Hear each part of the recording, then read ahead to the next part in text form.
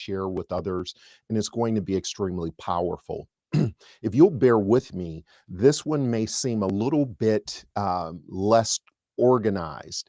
And the reason it's less organized is because life has a way when real things in life are happening, they are not quite organized. They are just happening. And almost in real time, we are forced to do something, say something, to communicate with others, to share. I believe that at this point in our lives where we have more time behind us, more years behind us than we have ahead of us, it's very important that not only we participate in the conversations of the day, we make certain that it's evident that we're led by truth and wisdom. So with that being said, something very interesting happened, and that's kind of the setup for today's episode. I'm going to title this episode "E2 Brute," "E2 Brutus." This is a saying that actually came from a play written by William Shakespeare that we all read in school many years ago. I'm not certain if it's still required reading. And it was the play about Julius Caesar, who was the leader of the Roman Empire. And he ends up finding himself as a very envied and hated person, and the senators that surrounded Julius Caesar, the Roman senators, basically conspired to kill him, to destroy him. And what was interesting is in the moment where they began to kill him physically, literally, with swords and knives, the death blow, if you will, seemed to come as he turned and looked, and one of the gentlemen with a knife was his dear friend, Marcus Junius Brutus. And he replies when he sees Brutus, "E tu, Brute?" You know, the interesting thing is that you will be known not for what you accomplish in life personally, but what ultimately you will be known for are the number of people you were able to help in your life. To have personal success and amass a fortune means absolutely nothing and has very little value in the scheme of things, because a man can only personally consume so much. At what point have we eaten enough? At what point have we acquired enough cars? At what point do we have a large enough home, or enough homes in our portfolio, or enough of when is enough enough? I would submit to you that at this point in our lives where we have more years behind us than ahead of us, it is critical that we actually make a positive contribution to the future. No longer is the day present where we can afford to sit idly by in silence and watch as the world turns. That day is gone. Things are so transformative right now that it is important that you make a decision to actually be a part of the global transformation, the transformation of our nation, the return to greatness. You have to make that decision. Who will they say that you were? The reason this is important, and I'll just get right into what happened, and this only happened yesterday. My wife and I have been married for 31 years. She's the love of my life, the only person that I share everything with. She's my business partner. She's obviously my wife, my best friend, the mother of our three sons. At the same time, what I have witnessed in watching my wife's life is just an uncompromising commitment to family. My wife is probably one of the most incredible, caring, kind, considerate people, and I actually believe and know that she makes me a better person, because all of the little things that are important to maintain relationships and to maintain friendships. My wife is the person that is going to be there to help remind me, okay, do this, make this call, reach out to this person, stop by and visit here. It's a thing that's just built inside of her. And what's interesting, my wife doesn't get involved in many things, and she's very discerning as it relates to businesses and things and people that we connect and align ourselves with. And we have a friend. This particular friend was able to. This is a person that was able to come to the United States at the age of 10, I believe, to achieve the status of becoming a millionaire by the age of 27, and then to go on from there to have a lot of extraordinary successes. But what's interesting about this particular person is that he has not just had extraordinary successes, he's had extraordinary failures. You know, it's interesting that we have spoken in previous episodes about the correlation between success and failure. It is impossible to have one without the other. Success and failure are conjoined twins, the opposite sides of the same coin. The people that have achieved the greatest levels of success have also experienced the greatest level of setback, trial, tribulation. It just works that way. Success actually has a price that must be paid. Success is not on autopilot. You do not achieve great, amazing, remarkable, profound, world changing, global impacting success without the equivalency of negative occurrences on the flip side of the coin. So, what was interesting, we decided to just, well, actually, LaDonna didn't decide. I decided that I was going to post, and I put a post up inviting people to participate or to take a look at a business opportunity that I decided to look at myself. What actually happened, I was able to enjoy one of the most amazing cups of coffee. And I decided when I tasted the coffee, I said, the world needs to drink this coffee. This is incredible. It just makes sense. And so, needless to say, even though we've been extremely successful in traditional business, primarily in the healthcare and insurance space, and we've been able to help probably over the years, my wife and I have been in business together now 30 years. And over 30 years, we've been able to help and train people that are currently at this very moment extremely successful in their lives in various industries, in particular industries that involve serving others. And so we've been able to be instrumental in sharing our knowledge and wisdom with those that we felt called to assist. Well, this particular thing, once I tried this coffee, I'm like, okay, this kind of makes sense.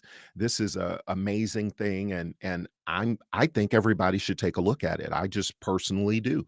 The company was called or is called Envision You, and I liked it, and I said we're going to post it, and we decided to post it. Someone reposted it, and then they received an onslaught, not an onslaught, but just unexpected a very unexpected attack. And it was really unique. And it was at that point I understood why uh, I've been placed in this particular space and time, why God told me that my voice needed to be heard. And why he actually woke me up this morning. Actually, before I went to sleep last night, I was thinking about all of the voices that are out here that actually need to be heard. And that's when I realized that you need to be heard, that the days of sitting silently by as we watch people being maliciously and viciously kicked around the public square, those days are gone. Let's stop that. Let's bring that to a complete close. It's not acceptable. It's not appropriate. It's not helpful. It's not. it's not enriching, it's not building. It actually stems from a philosophy that we now refer to as deconstructionism. If you remember, with the advent of social media and the advent of which prior to social media, there was talk shows. And the talk shows, I still remember them like it was yesterday. Phil Donahue and Maury Povich. And what was interesting about those shows is they really uncovered all the worst of humanity and they put it on public display. Oprah Winfrey came later and or during that season and the Oprah Winfrey show came and then there were tons of shows that were very similar and the concept and the format was one that you basically expose the horror and tragedy of someone's past and you put that on public display and while it's being displayed, you point the finger at all the people around them that led to this particular problem. So it really created a culture of blame, of blaming and shaming and defaming. And so blame, shame, and defame, we can see those monsters manifest themselves in current culture, but we need to know the origin. When did this start? When did this begin? And this led to the concept of deconstructionism, where instead of us building people up, we have now chosen to use the public square to tear them down. Now, wherein is there value in that? Where does the value lie? In literally taking a person that you don't know and without any true reference, without information, only things that you randomly may have heard or read that make their way to the public square. Where does it actually help to begin to destroy this person in public? I don't believe that's helpful. What it actually does, um, there is a saying that says the pen is mightier than the sword. And that is 100% true. And it was based on the premise that you're more powerful to write your thoughts and to put them in writing than it is to actually use a sword to cause harm. The words have power. We're now using social media, we're using podcasts and other platforms to turn our words on, to empower our words. But with that being said, we have to be careful to make certain that we're using our words in the right way. Years from now, and I'm not saying at this exact moment when you may be in your heyday, there are some people that there is a saying on the street that they're living their best life. There are a lot of people that are living their best life right now. But please know that time has a way. There is a saying that says, the grinds of the gods grind exceedingly slow, but exceedingly well. So we want to make certain that we're not under the grind mill of the gods because of our bad behavior. What will they say about you? When you take your last breath and everyone comes to the service, everyone may not come based on who you were when you lived, based on the words of your mouth, which reflected the meditation of your heart. The Bible actually says, let the words of my mouth and the meditation of my heart be acceptable in thy sight, O Lord, my strength and my redeemer. I often wonder what those words meant and why they were significant. The reason they're significant is the meditation of your heart actually creates the words of your mouth, and those words actually speak to your character. So I would submit to each and every person that is on this podcast today, episode number 54, you want to make certain that you are extremely careful with the words of your mouth, with the verbalizations and the sharings on social media. Really, are you going to be a deconstructionist, a person that approaches whatever they see and they pick it apart? We've watched this for so. What is going on? Who taught this? Who said this was acceptable? I look back at all of the people that were In my opinion, the greats. I grew up in the city of Detroit. My family moved to Detroit, and I've been here the majority of my life. And what's interesting about Detroit, and the thing that I love the most, is that if you can make it in Detroit, you can make it absolutely anywhere, and you will have the ability to succeed at a level that boggles the imagination. There is a creativity and an ingenuity and a tenacity that comes from a life experience in and around Detroit that is second to none.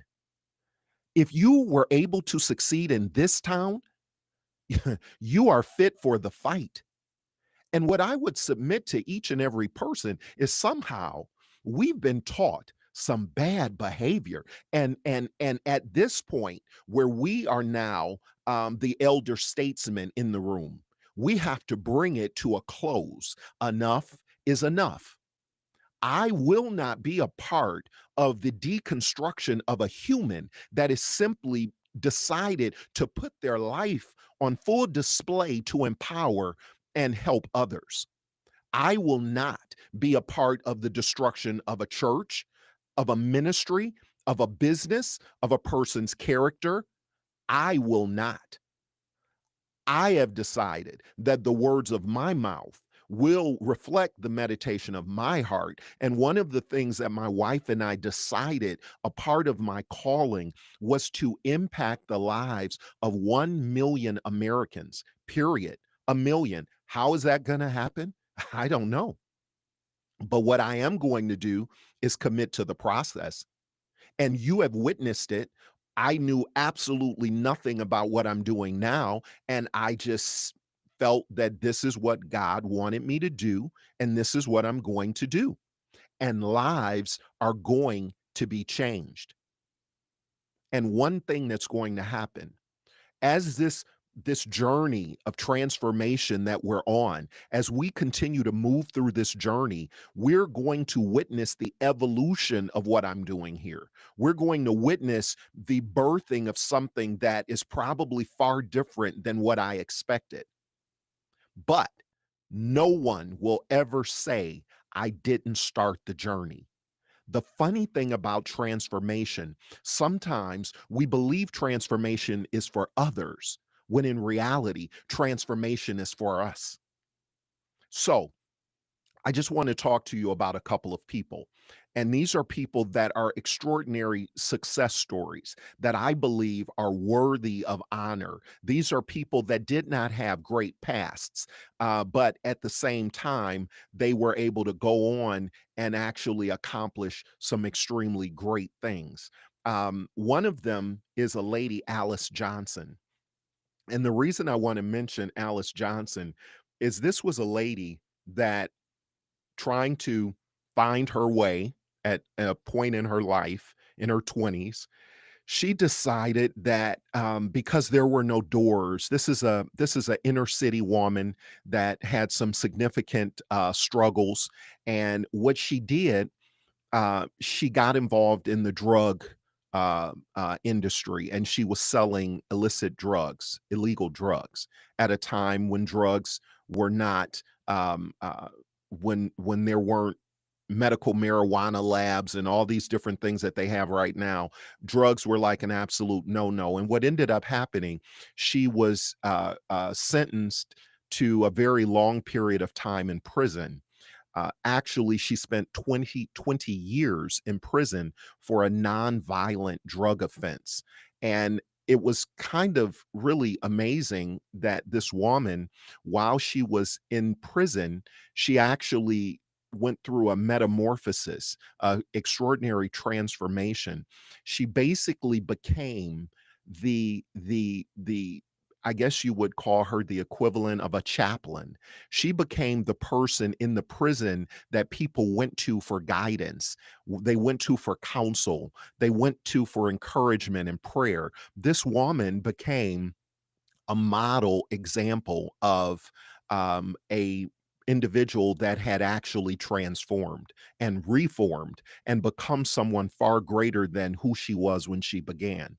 But what's interesting about her is recently, over the last few years, she received a pardon from President Donald Trump. And as a result of that pardon, she not only was released from prison, her history expunged, but she was also given an extraordinary position in his cabinet as it relate. And this is an African American woman, but her position that she was given is to bridge that gap to individuals that may have been wrongfully or excessively incarcerated. How do you help navigate them back into society and reacclimate them so that they can go on to actually become someone great? And this lady is so extraordinary. I believe what I'm going to do, just since I'm talking about her, I'm going to have her on the podcast. I believe that hearing her why and hearing her story of transformation may be extremely beneficial to you. But without question, Alice is a woman that I take my hat off to and literally honor her for her success at becoming more than what many people thought she could be, her success at taking her more to reach back and then help others, her success at taking the more she became, her commitment to reaching back and helping others and taking it to a national platform. Without question, she is a success. And what I will not do is waste a moment or a sentence trying to deconstruct who she is now based on who she was in the past. Now, I want to talk about another person that has a very interesting history, and that would be Oprah Winfrey. Oprah Winfrey is another African American woman, and this woman had an opportunity. She grew up in Mississippi, a very horrible, you have to read her story. It's just a very horrible upbringing, lots of tragedy, lots of abuse, lots of different things that she had to overcome. But almost by accident, she spoke out of her mouth the words that she wanted to become a broadcaster and that she was going to use her words to impact the lives of others in a very positive way, to give them purpose and vision and to assist them in achieving their destiny.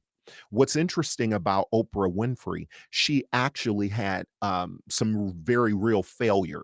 After she made the decision that she was going to be successful, that she was going to transform from the little girl in Mississippi to a public figure, she had tragedy or hardship. She was fired from a television station because they actually said that she was too emotional and that she over connected to the stories of her participants on her show. So the bottom line, they wanted her to be more neutral and to lose all of that humanity that was exuding from her. That that characteristic that caused her to become undeniably one of the greatest public media figures in world history. Without question, she has no peers. But what's interesting, she overcame that and has created one of the most amazing media, global media empires the world has ever seen. It's funny how she took tragedy and turned it into triumph, very much like Alice. And I'll mention another couple people. I don't want to take your entire day looking back, but this is important. And I would mention Steve Jobs. Everybody knows the story of Steve Jobs. He was extremely successful, or from what we believed. He got involved in Apple. He founded it, and it was great until it wasn't. And he actually was ousted from Apple. And that's the crazy thing. He was there. He's the founder, the creator, and they booted him out. People are a trip. It's funny how you can create something and then be attacked by the very people that you've spent your time building. It's just the world is a funny place. But anyway, what's interesting, he went on to found Next and Pixar. and actually went back to Apple in 1997, after which he created the iMac, the iPod, the iPhone, and the iPad. And one of his quotes was, "Sometimes life hits you in the head with a brick, but don't lose faith." I'll tell you about another person, Lady Gaga. Do you remember her? And now, mind you, we're not extolling anyone's beliefs or their concepts, but simply using their life's journey as an example of how the roadmap to transformation and triumph, how it looks, and the path that it'll take you on. What's interesting about her, she was dropped from her first big record label, which was Def Jam. They dropped her. She just didn't fit. And that was after she just signed on board, and she was told that she wasn't really marketable or commercially viable. It's funny how people can sit in their lofty places of what they believe is personal accomplishment, and from there they point their finger of judgment toward you and say what you cannot, should not, would not, could not do. Amazing. Well, she went on to win 13 Grammys and sell over 150 million records. And she uh, often talks about this boyfriend that she had that told her she'd never be a success and that she would never be nominated for anything. And she told him, "Someday, when we're not together, you won't be able to order a cup of coffee without hearing my name." It's funny how life works. And then because we started talking about a coffee guy, actually the person was David Imonitie. We started talking about him. And so I guess a good example of a coffee guy would be Howard Schultz. Howard Schultz, a lot like David, grew up in, in poverty. He lived in public housing. He had an idea of creating an espresso bar that was absolutely rejected by over 200 investors. Couldn't get anybody to get involved and support what he believed was going to be a great coffee concept. And you know what's interesting? He went on to build a global brand and to establish over 35,000 Starbucks locations worldwide. And you know what he says? In life, you can't have everything you want, but you can have the things that really matter to you the most. What I would get everyone to at least consider is that you've been given the power to create and build. As a matter of fact, the power of the tongue, the power of our words, the power of the things that we write. That's why I have these cufflinks that are in the form of a pen, because you have the right, you have the ability to write your words and make your words very constructive, very encouraging, very motivating. Let us choose today to not be that guy. We have to, at some point, stand with those that are worthy of our support. And we have to make the decision that it was worth the fight. I'm going to encourage you. If someone has told you no this week, if someone has told you you couldn't or you weren't good enough, how about making this the decision to choose not to believe the lie? I want you to know that and remember that on the flip side of every success story is another story that the world may not be aware of. And let's be careful not to judge people by their former businesses or their former companies, and give everybody, for goodness sake, an opportunity to transform. Remember, in this journey of 365 days, you came here as one person, but I assure you and commit to you that you will leave as a person far greater than the one that began with us. I know you can do it. The best is yet to come, and no one, absolutely no one, can stop the future that God has in store for you. So remember this saying, and we're going to have, I'm so excited. We're going to have some amazing people on that you'll get a chance to hear from them. Actually, this week, you'll get a chance to hear from my father in law. And he just celebrated his 90th birthday, a man full of wisdom. And I just can't wait to share him with the world and you. But remember this thought: the dogs are barking, but the train is moving on. So let them bark. People that have a lot of yah to say, let them do that, but do not let them stop your future. Under all circumstances, persevere. Success and triumph is always on the other side. It's never the easy road. There is always going to be a little bit of a struggle. Embrace it. Treat it like a vitamin. Know that it is necessary. And at the end, you, my friend, will stand before the world and share the story of your triumph. I'm so proud of you, and I'm so excited to be on this journey with you. If you got any value from anything that you heard today, I would ask that you like and share it. Just share it. So important. Remember, our goal is to impact the lives of 1 million Americans, and we will do this by you and I together liking and sharing. Thank you so much. I'm so excited for you. Now let's go and seize the day.